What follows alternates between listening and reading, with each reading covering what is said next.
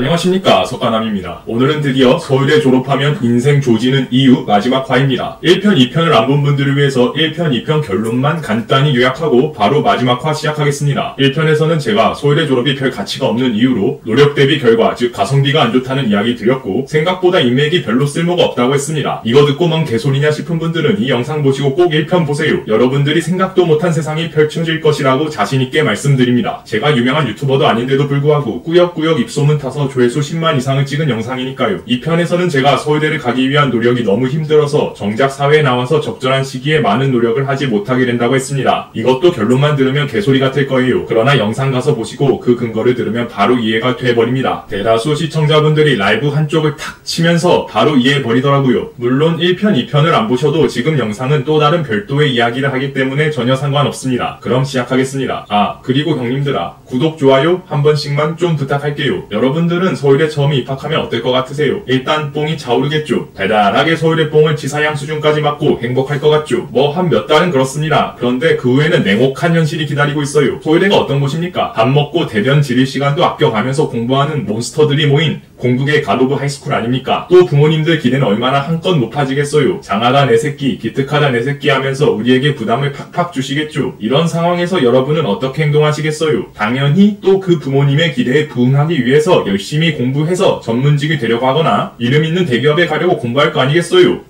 자, 이게 문제인 겁니다. 이미 여러분은 서울에 온 순간, 여러분도 모르는 순간 어떠한 함정에 빠지게 된 것이에요. 그 함정은 바로 진로가 한정된다는 것입니다. 여러분들 주위의 서울대 친구들 대다수가 전문직이나 유명 대기업에 가기 위해서 공부하고 있어요. 그리고 부모님도 자녀가 안정적으로 살기 바라니까 또한 전문직이나 대기업에 가기를 바라십니다. 이런 상황에서 여러분들 아무리 큰 꿈을 가지고 있어도 창업하겠다는 마인드를 가질 수 있겠어요? 사실상 이렇게 진로가 한정되는 것의 가장 큰 문제점은 서울대생 거의 대다수가 창업을 하지 못하게 된다는 것입니다. 여러분도 아시다시피 자본주의 사회를 살아가는 우리들에게 가장 강력한 무기는 다름 아닌 돈입니다. 명예, 권력 이런 것들도 몇십 년 전이나 크게 대우받던 것이지 2020년대를 살아가는 우리들 입장에서는 돈보다 큰 가치를 가진 무기를 찾기 어렵죠. 그리고 몇십 년 전에 명예와 권력을 추구했던 이유는 그 당시에는 정치 권력이 있으면 부정한 방법으로 부정축제를 하기가 쉬웠기 때문이기도 합니다. 그러나 요즘은 정치인들이 뒷돈 받아먹기가 예전에 비해서 무척 어렵죠. 김영란법도 있고 국회의원이 돈 몇천만원 받아먹은 걸로 옷을 벗거나 하는 경우도 부지기수니까요. 얘기가 잠시 딴 길로 샜는데 결론적으로 자본주의 사회에서는 돈이 최고다 이겁니다. 고졸 출신으로 한 달에 순이익 5천만원 버는 사람이 서울대 로스쿨 나와서 김현장 들어간 사람이나 서울대 의대 나와서 전문의 된 사람보다 훨씬 더 여유있고 행복하게 사는 게 지엄한 현실입니다. 저는 이런 부류의 사람들을 모두 알고 있는데 참 웃긴 게 고졸 출신 성공한 사업가들의 와이프가 미모도 보통 엄청 출중합니다. 서울대 졸업하고 전문직 되면 김태희나 수지 같은 여자랑 결혼한다고 착각하는 경우가 있는데 실제로 서울대 졸업생들 결혼식 가보면 남자나 여자나 그냥 외모 평범한 경우가 대다수입니다. 심지어 결혼정보회사에서 1등급으로 치는 서울대 출신 검사 선배님 결혼식 가봐도 아주 죄송하게도